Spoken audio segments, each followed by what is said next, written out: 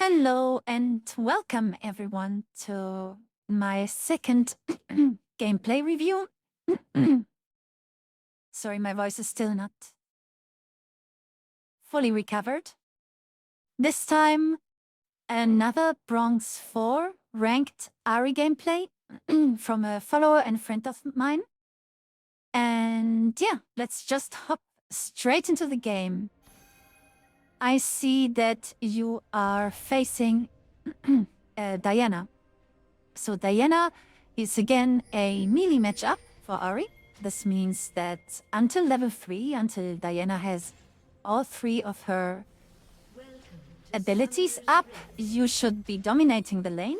However, Diana has a very nice push potential and harass potential with a Q, so this makes her a little bit different from usual nice evade blitzcrank. Which makes her a little bit different than other melee champions. You need to be careful when you invade like that, because now you will start your laning phase with a little bit less HP, and this can really be detrimental to your gameplay. So whenever I see a blitzcrank missing his hook, I just leave immediately. And if I was you, I would have backported early. This is a good word. So I would have backported early to be in lane full life, because now you give Diana a free advantage over you. You gifted her basically HP before the laning phase even started, which would put you at a disadvantage. Why is this so problematic? Well, first of all, Diana runs very aggressive runes with Dark Harvest, so she will profit of you running low, because she will be able to gather her stacks, which will increase her damage. And she goes Ignite, which means this is a kill lane. Kill lane means that at level 3, at the latest, if she's a good Diana, she will try to all-in you. And so you will have to respect that a lot. And she will try to kill you. This is how Diana is going to win this game, is by killing you in lane. You, on the other hand, you run TP. So you have the advantage that you can, whenever you are reaching a threshold where you might die, you can just TP, you can just backport, get full life, get an item advantage, and TP back to lane. So this is your big advantage. And here you give it up, or you make it very easy for Diana to win her laning phase, because you just gifted her, almost 200 HP. And you don't want this to happen. Something which you did very well is the ward you placed here. So I'm just going to go back a bit. This sucks a bit with this record program I have. So you placed as a team a lot of wards already, but a ward I always place when I play mid lane is a ward here and the chickens. So why do I do this? Because it gives you basically overview of this area here, right? So if the jungler paths bot to go to the red buff, I catch him here. If he goes to the chickens, I catch him here. And if he passes here to gank me, I catch him here. So this tells me where the enemy jungler is and what he's doing. If I do not catch him on this ward, I know that he's on the other side. So this is an amazing ward. And whenever you can renew it, so the ward, I think, lasts 60 seconds, right? Whenever the ward expires, I push the wave and I walk all the way again to place it again, because this ward is the best one when it comes to protect you from ganks, especially against like Zex, for example, who never come through the brushes but just jump over walls, or this kind of junglers. You're facing a Katus jungle, so why is it always important to also talk about the jungle? Because the jungle will define how your lane is going, and sometimes also the support. But I think on this elo you will not have to expect a lot of roams from Blitzcrank and Galio, but you will have to expect ganks from Katus. Katus is a farming jungler, so his goal is just to farm as much as he can to deal a lot of damage through his abilities by buying items and getting ahead of you or your team by buying items and stacking his Dark Harvest. So you will not have to deal with a lot of ganks early on. this is a good thing to know. So this allows you to play a little bit more aggressive in the beginning. So let's check the laning phase. So this was, as I said, try to avoid it. Try to look the HP advantage. You gifted her basically, a good trade. Again, this is a good ward. Okay, so the lane starts. You are a ranged champion. So what you want to do is you don't want to wait until the minions hit. You want to walk up to the enemy minions and start autoing them. So the Diana doesn't even have the opportunity to match your push. Now this is a thing I recommend for solo queue until you reach Diamond probably. Then, at this elo, what you can also do is that you wait and you check out what the enemy is doing. Because if Diana starts pushing this wave, she's going to lose the whole lane. So what she's doing right now, she throws a Q. She hits you, which is very bad. So it's bad in terms that she used her mana super efficiently. She used the Q to harass you and to push the wave at the same time.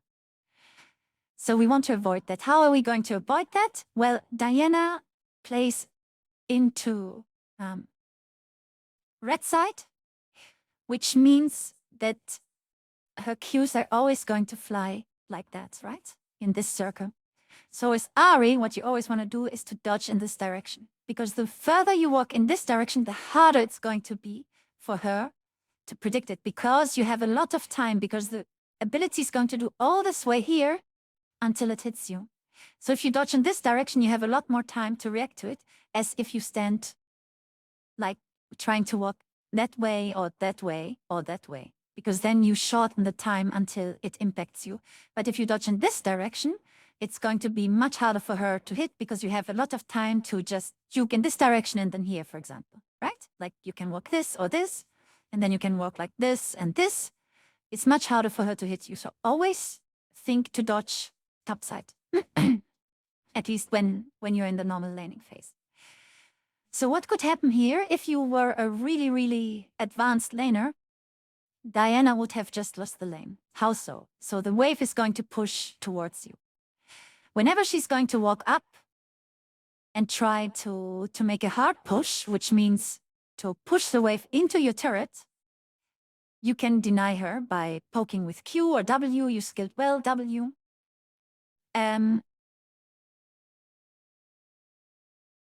Let me talk about runes, but okay, let's just keep doing this. So if she pushed this, she will never have the ability to force the wave under your turret. So if you play it smart, you can stand here, you can freeze her wave because it pushed to you. If you don't do anything right now, the wave is going to push towards you. It's going to end up towards you. Yes, it's going to give her level 2 first, which is okay, but she cannot do anything if the wave is here. This is a very, very awkward position for Diana.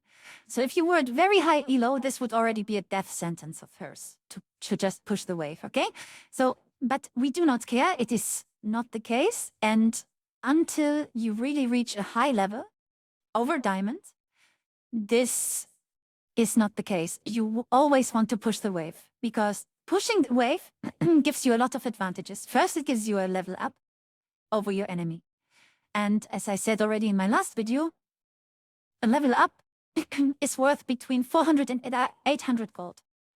It depends on which level. But you get a lot of stats, so you get HP, you get mana, you get magic resistance, you get armor, you get attack damage.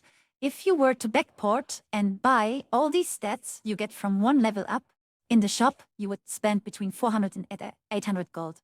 So this is a huge power spike. It is as if you would backport, buy the stuff, and come back. This is insane. So you never want to give up your level up. You always want to take the level up before the enemy. And this you reach by killing the enemies before the enemy, right? So what you want to do is to push the wave hard and for the level 2, which is the most important power spike in the game, in my opinion, For the level 2, you need 7 minions. So one wave has 6 minions, as we can see, 1, 2, 3, 4, 5, 6. So you kill all of those, plus 1 of the next wave, and that's 7 minions, and then you get your level up. At least in solo lanes. On duo lanes, for example, bot lane, this is not the case. Then you need more. I think you need, I don't really know. I think you need 13, but I'm not sure. Okay. So let's quickly talk about the runes, because you went Electrocute. So Electrocute is good on Ahri. It's the standard rune, and then you went Mana Flow Band, secondary, which is also good. It's a standard rune, but against Diana, I don't really like it. Why? Because proccing Electrocute is not as detrimental for Diana as it would be against the Lux. Okay, so let's say you play against the Lux, or let's say you play against a Xerath. If you hit Electrocute on Xerath, this is going to be a lot of HP. Against Diana, it's going to be tough to poke her down or to all in her, because your matchup as Ahri is a bit weird. Normally as Ahri, you are the one who wants burst trades, right? So let's say you play against Cassiopeia, right? So the Cassiopeia wants to keep the trades very long. She wants to hit you with Q and then with E until you die. You as Ahri, you want to hit your charm, and then you want to QW, and then you want to get out as fast as you can until your cooldowns are back up. Against the Diana, it's different. So this is what makes this matchup a bit weird. The Diana wants to all in you with her burst, like she wants to hit you with her Q, and then E into you, and use her W shield for the damage, and then ult you. So she wants to burst you down. You, on the contrary, you want to keep the trade very long, because you have the auto-attack advantage. You have a range. Diana can't ignore your auto-attack range. So what you want to do is, if you trade with Diana, you don't want to be poked by Q, but what you want to do is to dodge it, and once her Q is out, or her W, you just want to go in and hit her and hit her and hit her and hit her and keep the trade as long as possible until her cooldowns are back up, and then you get all out. So this makes Electrocute a bit weird, because Electrocute is a rune which was made for burst trades, right? You want to proc like auto-tech, W auto-tech, and then you proc Electrocute. So what you want to do is you want to go against melee champions, especially melee champions who do not run Doran's shield, like a Yasuo, for example, or a Yone. You want to run Ahri. So Ahri gives you a lot of poke. Every time you hit Diana with an auto-attack, Ahri is going to proc. So over the laning time, it will give you a lot of extra damage, much more damage than Electrocute could give you. Of course, you're going to lack a little bit of damage in late game, but the idea is that you're so fat because of your advantage through Ahri that you don't need the Electrocute damage anymore. So you trade basically laning potential against teamfight potential later. Exactly. So I personally do not like the Mana Flow Band. It's not bad because, yeah, it gives you mana back, and also the secondary you go is probably, I forgot the name, but where you get like ability haste on level 5, on level 11. This is also not bad, but there are much better ones. For example, against Diana, you could take Bone Plating, because she's just gonna all in you, and Bone Plating can just prevent Diana of giving you a lot of extra damage. Or what you can go if you want to if you want to play it more aggressive, is that you can go the sorcery tree and then go for Scorched Earth, for example, and Absolute Focus, which gives you a lot more poking potential, which is going to be very good against Diana. So yeah, the runes are fine with Mana Flow Band and Electrocute. It's fine, you're not doing anything wrong, but I think in this matchup you should you should use Ahri. In general, you should use Ahri against melee champions as Ahri. Okay, so we talked about the runes, and my voice is already giving up. I'm so sorry, I hope it's not too bothering. So yeah, let's talk about the level 1. She Q'd you, which is really bad, so try to avoid it. So if you position on the lane, try to position here. right? The problem is now you don't know where the enemy jungler is, but you have so many wards here. You know that the jungler is not bot side, so he must be top side. Again, it's a Katas. He's not going to gank you, very probably. So you should path on the bot side here, right? You should hug the bot side. So if the jungler comes from top, you have a lot of time to just escape to your jungler, Poppy, who is here in the bottom. So you want to force Diana to decide to Q you or the wave. So if you stand here, Diana has to decide, is she going to Q you or is she going to Q the wave? And this at least makes it less efficient for her, because if you stand in the minions, it's very easy for Diana to both hurt you and push the wave. If I was you, I would already start potting, because the lower you get against an assassin, I mean, until level 2 or 3, there's not much danger for you, but Diana is going to hit level 2 first, and then she could be potentially killing you with Ignite and Dark Harvest. Someone is writing. This is also, you should immediately start auto-attacking the wave, because you want to match her push. Exactly. Push, push, push. You don't want her to reach level 2 first. This is good. What you did very well here is this back and forth juking, so that if Diana wants to Q you, it's going to fly like this. And if you dodge like this and juke left and right, left and right, left and right, it might be very hard for her to hit you. So this is perfect. You want to stay at the maximum range of Diana's ability and force her to throw out her Q. It's actually very, very, very good what you're doing here, and it's very high level, if you do it on purpose, of course. So you bait her into using the cooldown, but in the last second, you just dodge out. Unfortunately, she hits you. So you are in a very awkward spot right now. You're at half life, more or less. She's at full life, and you haven't used any abilities yet. So what you want to do now is cooldown trade. So she hit you with a Q, now she has nothing but her auto attacks. Now there's no risk for you at all to die or to get any damage. So what you want to do is walk up, auto attack W, auto attack at least. If it's going well, you want to keep auto attacking her for the next 5-6 seconds until her Q is back up. So this is, but instead you're very scared of her right now, right? She hit you with Q, you feel, oh my God, I'm half-life. I'm going to die, but she has nothing. She can't do anything to you except for auto-attack you. So you're very free to walk into her auto-attack range, which is here. Up to here you can walk, auto-attack W, auto-attack, proc your electrocute, and damage her to try to equalize the trade, because right now it's not looking very well. This was good.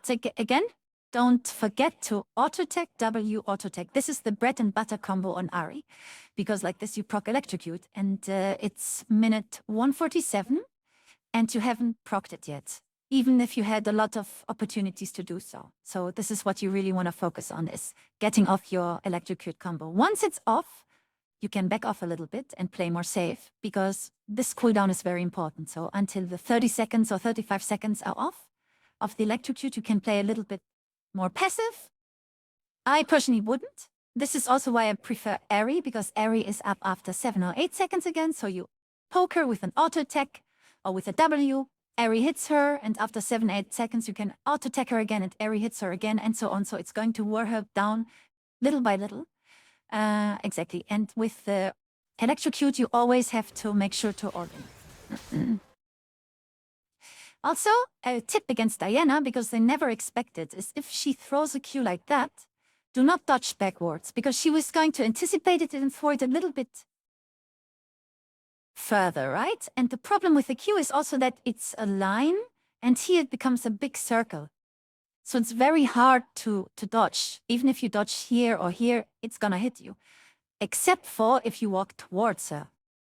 A lot of Dianas do not expect you to walk into them when they Q you. So what you want to do is she throws the Q, and in exactly that moment you walk up to her, auto attack W, auto attack, and you run out. Yes, exactly. You see, she can't do anything. Once her Q is out, you just auto attacked her twice. You can use your W. Don't be afraid. And you, okay, good. Now you use your first pot. This is way too low. try against an assassin never to fall under 50% HP, and even 50% HP is already too dangerous. I would always try to stay above 70% HP. Especially you have the pots, right? They don't help you at all. It's just wasted gold if they're on your inventory. So you want them inside your body. Good dodge. So what do we know? If we watch the wave. So you have 7 minions left, which means 1 minion left from the last wave. And she has already killed the entire enemy wave. Now all your alarm bells must start ringing, because this means she will hit, once she kills this minion, she will hit level 2. You only have W. She will Q you and E you immediately, auto attack and ignite you, and you're dead. So you have to respect that. If she was good, I'm pretty sure she's not going to do it because she has no clue about laning it. So don't worry, but if you were playing against a good Diana, you would be dead now. Very soon. So you have to respect that and walk and respect and go back to your turret. Until you have your level 2 and you skill your charm. Because your charm is the only thing which can save you in this situation. If she Qs you and E's you, the charm is the only thing which can stop her from one-shotting you. And even then, she's just gonna flash on top of you and ignite you and you're dead anyways. You are way, way, way too low. So let's see how this plays out. She reaches level 2, and if she was a good Diana, she would try to stand here. She can auto-take this minion standing here, because then she can Q you and immediately E you while you're still level 1. She's not, so we are lucky. But just... Okay, she didn't manage to get an auto-attack in, which is very, very lucky for you. If she managed an auto-attack, you would be dead.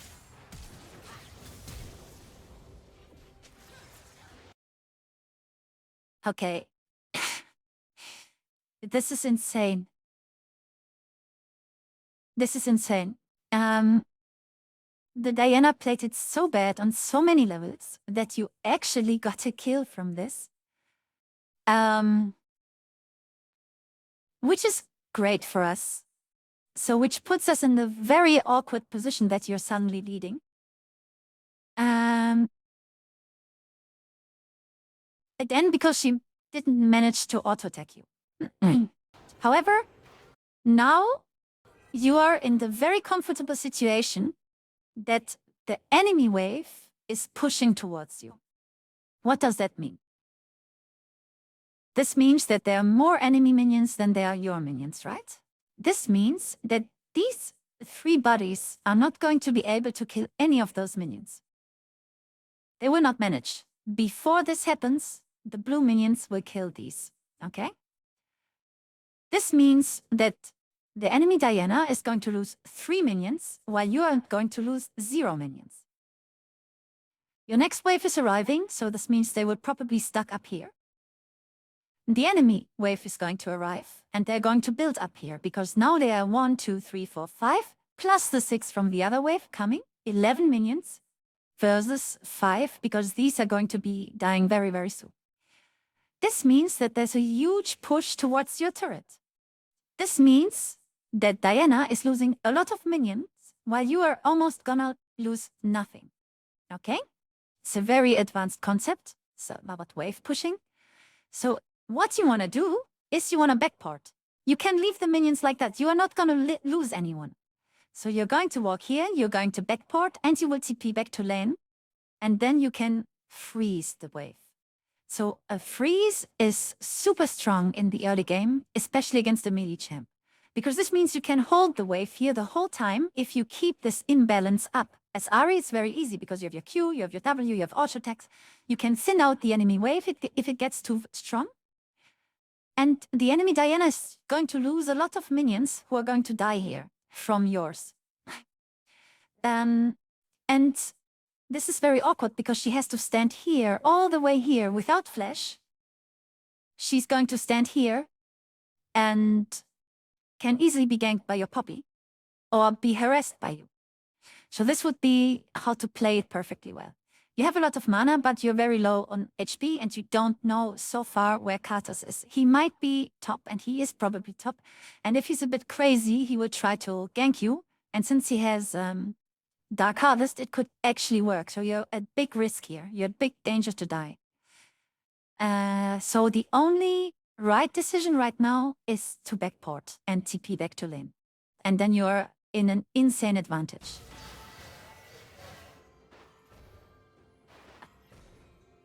So what you try to do now is to push out the wave, which is very risky. Because as you see, you don't have much HP, and it takes you a long time. There's a cannon minion, you will have to use Q and W and everything to push out the wave. And in that time, Diana manages to come back. So what you're doing right now, pushing the wave in general is a good thing. Before you want to backport, you want to push out the wave, so it's going to bounce back to you. This is a good thing. However, in this situation, Diana is almost going to be back. And if she plays it well, she can freeze now the wave, because you will have to go back with this life.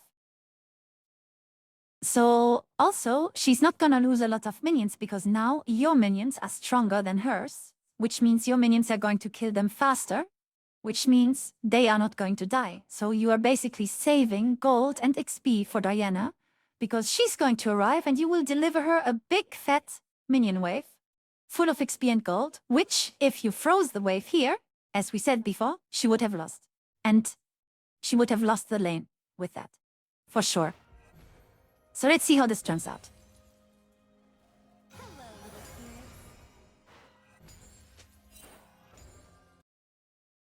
See what I mean? Now she arrives, and she didn't miss... She missed 2 minions. While she would have lost all of them if you froze the wave. So this is all for her, and this will bring her up to level 3. What is a bit dumb of her is that she just face tanks them here instead of just letting them walk up. And yeah. So now you have to backport, basically.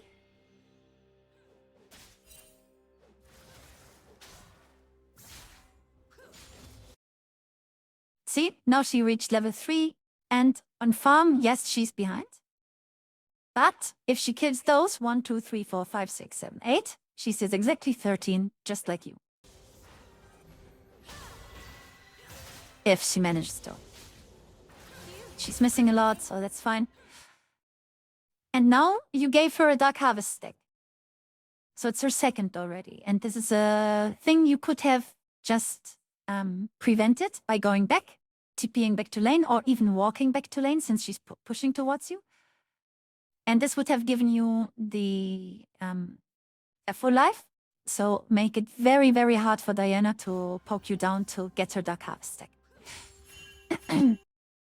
So the problem is, actually, you have gold, right? You have an advantage over her. You have 400 gold from the first blood, plus you have 13 minions. I don't know where we can see the gold. We can see it somewhere? No, we can't. Okay, but this means you must have like 800 or 900 gold. You could buy easily a Dark Seal and potions and maybe boots or an amplifying tome and be for life and come and dominate that lane, you know? So you would, the Diana would have no chance against you. But you don't, and you give up control over the lane. Now Diana is again in range to kill you, which we do not want. We never want this to happen. And now this is very awkward because your minions are pushing here. She's actually freezing, which I did not expect a bronze player to do. She's actually freezing, which forces you to walk all the way here in order to push these minions under the turret so that you can finally go home. And she does well trying to harass you. She is mechanically not on point, but she does the right decision in that thing. And she pushes and she freezes. The wave is going to stay here because your minions are dying and her minions are staying. Contrary. Her minions are dying and yours are staying. So again, it's very dangerous. It's a very, very bad situation. There's only one way on how to play this out. It's like backporting now. even if your puppy trolls with a gank, good charm. But if the Diana was somewhat good, she would freeze the wave here forever. But luckily we have TP, so now comes what I said before. Look, you get your gold, you have an amplifying tome, you have some mana, and now you TP back to mid lane. Good. What is very nice here, Kazumi, is that you TP immediately. You don't take forever. Sometimes people stay in the shop forever, and they lose a lot of XP and gold because they do this. And you TP it quickly, so that's really good.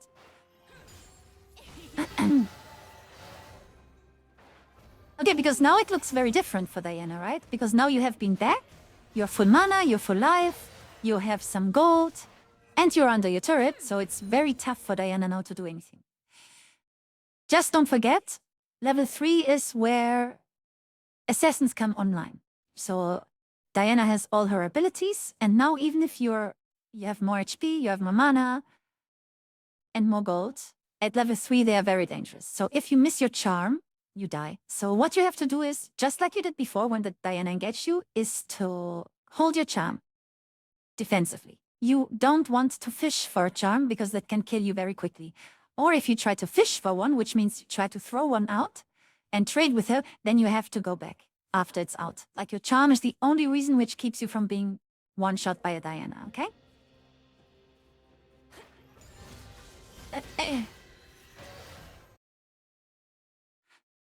With your Q, in order to more reliably hit it, just throw it when you see the Diana going for last hit. When she tries to Q, or when she tries to auto-take this, then you can throw the Q. Because if she's just walking randomly around and you try to throw a Q, she will dodge it if she's not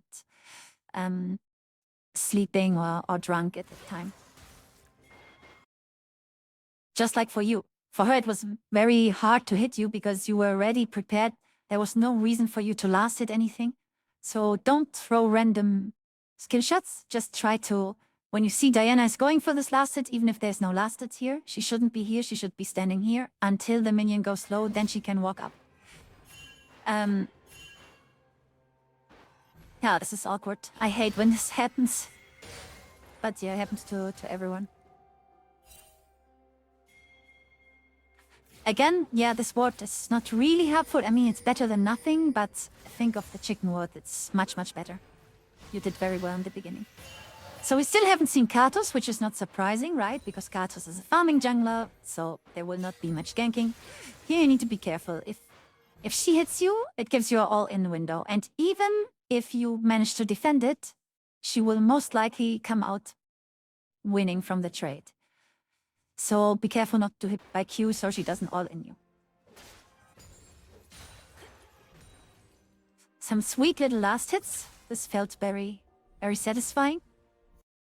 Okay, so if you want to annoy her under the turret, your range would be standing more or less here. So you can harass her without the turret hitting you. Again, be careful if she hits Q. It might very well turn around that, you suffer a lot. So, quick question. Who is going to reach level 6 first? So this is the second very big power spike. You or Diana? If you want, just pause the video here and think about it. So the answer is you will hit it first. Why? Because you TP'd back on lane and Diana was gone for like 40 seconds. 20 seconds dead, 20 seconds walking back, losing farm and minion. So you will reach level 6 before her. So you should play around this. At level 6, Diana cannot kill you. You have an extra ability, you have extra stats, and you have your ultimate ability. So this is so strong that normally at level 6, the first one to reach level 6 engages. Maybe you saw my last TikTok video against the Vel'Koz. The second I reached level 6, I engaged him because this is such a strong power spike that, that you always want to use it. So now you missed the charm, that's okay, that happens. What you do well is you back off, because if you don't, if you get hit by Q and you don't have charm up, then it's very dangerous. So now it's dangerous? No, actually no. Diana has no mana. So you're fine, you're totally fine. She cannot all-in you. So it's a very, very comfortable position for you right now because Diana, well, she doesn't know what to do. She could actually, if I was Diana, I would have backed before this wave arrived. Why? Because it's a cannon wave. So why do we always want to back on a cannon? The thing is, let's say you, Ahri, you push the whole wave under the turret of Diana. So what is going to happen? The turret is going to hit first the 1 melee creep. There are 3 melee creeps, 1 cannon, and 3 caster creeps, right? So what the turret is going to do, 3 autos on 3 attacks on the melee. 1, 2, 3. In that time, you are walking back from lane, right? So you backported, or Diana backported before the wave arrived. You push it out, it ends under the turret. So what is going to happen? While Diana walks back from lane, the turret is going to hit the melee creeps. 1, 2, 3. Okay, she loses 15 gold. What is she going to do next? Well, the turret is going to hit the cannon creep. And this is going to take 9 full cannon shots. 1, 2, 3, 4, 5, 6, 7, 8. And now the cannon minion will die. So in that time, Diana will be back. And she will maybe even be able to last hit the cannon minion. If she does it correctly, you always manage to get the cannon minion. So you lost only 1 creep for being low on mana and in a bad position. This is actually an amazing trade. You always want to do that. So this is why you always want to backport when a cannon minion is coming. Because you're not going to lose much. If she comes back now, if she backports on a normal wave, these 9 turret shots, which hit this, would kill 3 of the melee creeps in that time. So instead of losing 0 gold, you would lose 15, or I don't know how much worth they have, 18, 16, 17, something like that. You would lose around 45 gold. While if it's a cannon wave, you only lose 15. And you get the XP of the cannon wave. So this is amazing. So this is the only right call to do. And now, Ahri, you are level 6. And Diana is level 5. She has no mana, so for you it's a get out of jail free card. Even if you mess up your whole combo, you cannot die. So what you want to do, except for Kato's coming, okay? But so far we haven't seen him on the map. If you play around bot side, you should be fine. You have the bot side warders out. So what you want to do is walk up and ult and engage her. And see what happens. If you play it well, you can kill the Diana here. Probably she will have to take a very, very bad trade, a very, very bad recall, and you can get 2 tower plates probably, which is worth 250 gold, which is almost a kill. So there's nothing you can mess up here.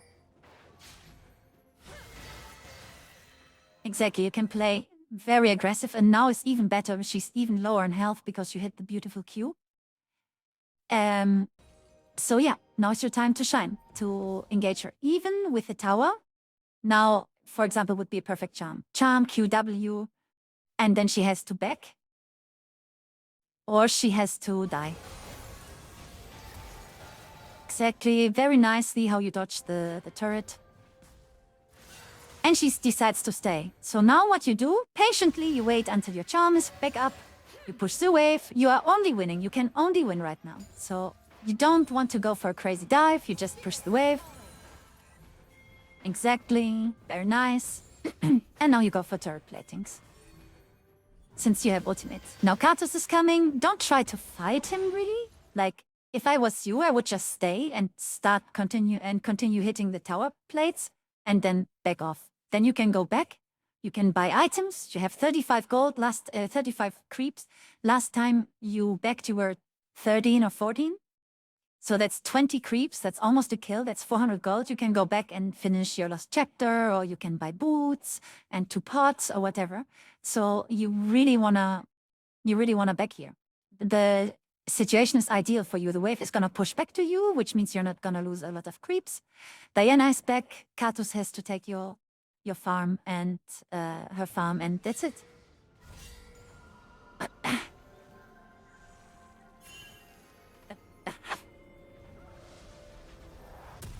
which is the right decision. You got your Lost Chapter, which is a strong power spike, and boots even on top of that. So what is amazing about boots is it's going to be very hard for Diana to run you down and to hit skill shots on you, and you're going to be back faster in lane.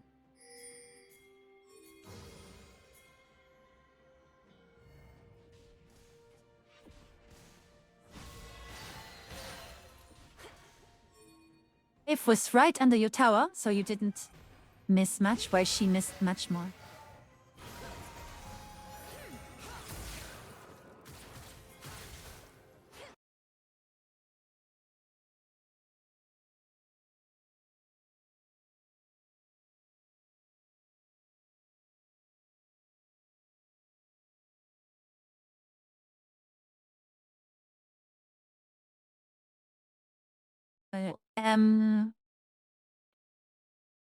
Sorry. I'm back now. So the wave is going to push back. Let's see what happens. Diana is level 6 now. So now it's dangerous because both of you are level 6, which is fine. But Diana is not a minion anymore. Since she was at level 5, she deals a lot of damage. Holy moly. So if she out-ins you, that could be very, very dangerous.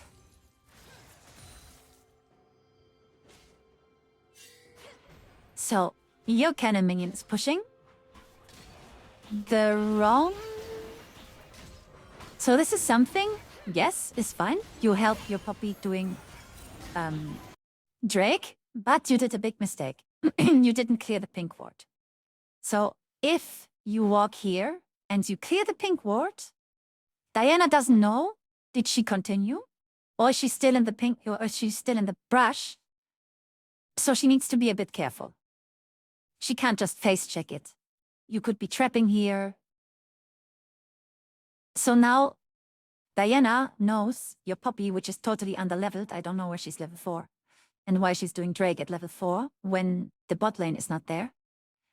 But yeah, we don't question this. She's in a really awkward situation. You're the only one able to defend her, and now you don't have charm.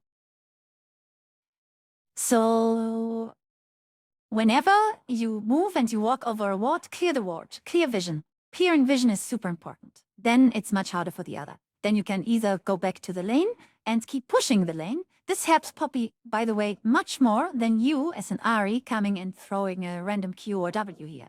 Because if you push the wave, that Diana needs to take it. Because else she's losing a whole wave, right, of minions and experience. This is not worth it for Diana. So this is what we call priority. Your lane has priority. Mid lane has priority, which means you push it in and then you can roam again. Whenever you want to help her, go for this, always. You're not full life, so the first thing before you start throwing some random Qs on the dragon, you go and eat the honey fruit. So you reach more HP, so you're up for the battle. Nice, very dangerous. She's 2 levels ahead of your jungler, so what Diana could just do is she could just try to all in the puppy. We don't know where Karthus is. Probably he's around here because we haven't seen him at all so far. Or he's doing the Gerbies on the top side, which would be a good trade. But Diana can at least kill the puppy or threaten dragon. So charms out. If I was Diana, I would go in right now. She does it in a very awkward manner with her Q. There with her flash, she could have just used the Q to jump on you. And then from you, since you don't have charm, all in the puppy. But this is fine, it works out. And now we have exactly that, you know? We have the problem. She just annihilated your jungler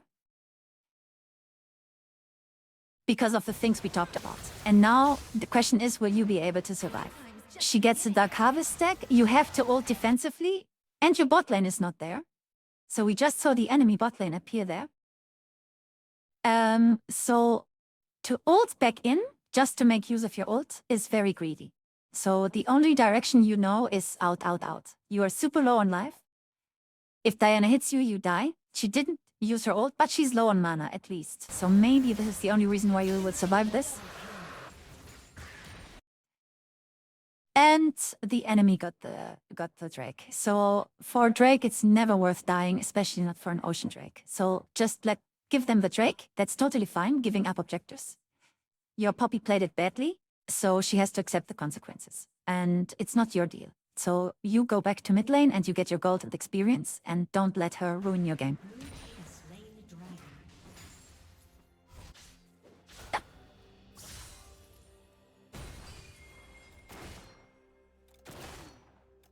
So let's see, let's just continue a bit.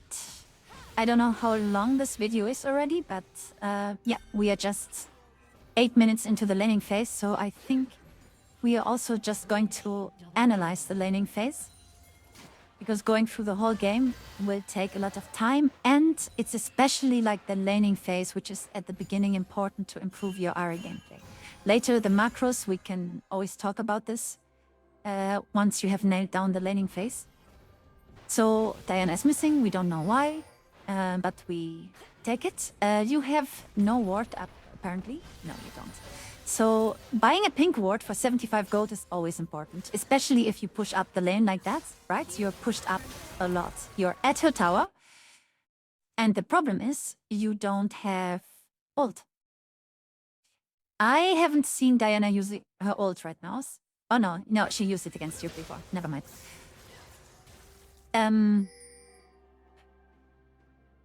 So she could have, she could still have followed you, right? After you charmed, what stopped her from Eing you again? Probably just because she doesn't know how to play the champion against Ahri. And she's scared of, oh, I received damage, so I will not just keep playing. Exactly. Oh, a very interesting charm from...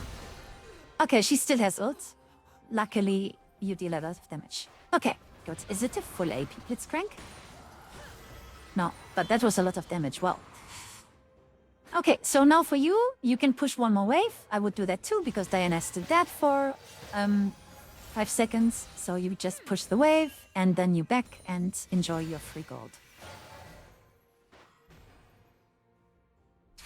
As a tip, I would always use W to execute cannon minions. This is staying for second plate is a bit greedy, because now Diana is coming back, and this will mess up your back timing a bit. You have a lot of gold probably right now, around 1,000 or maybe 700, 800. So you really want to go back and put this into items, because else you will suffer like this. And again, give up control over your laning phase, right? We don't want to give up control, but now Diana can roam and you can't do much about it. Even if it's not, well, your bot lane is pushed up. So it could be dangerous. Oh, this is beautiful. This is such a tilter for the cutters. Really nice. You stole it with an auto attack. Well, that's something.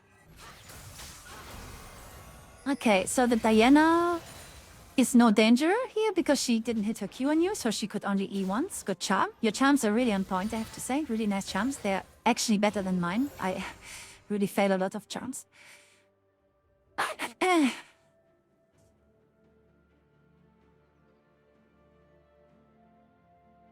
So let's just keep going until the next kill. So this is very trolly here from you. And you see there's a cannon minion wave, so you can easily backport.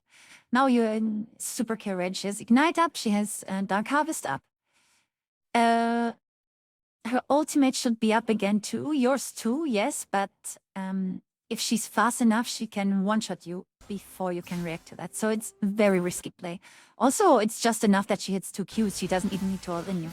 1 Q. Okay. This Diana is absolutely horrible. I have rarely seen Diana that bad. But that's good for you. So you're gonna kill her again? Ah, no, she ignites you. Oh, that's unlucky. Okay, but you traded 1 for 1. If you just ulted away, you would have survived there. But yeah, in the heat of the moment, that can happen.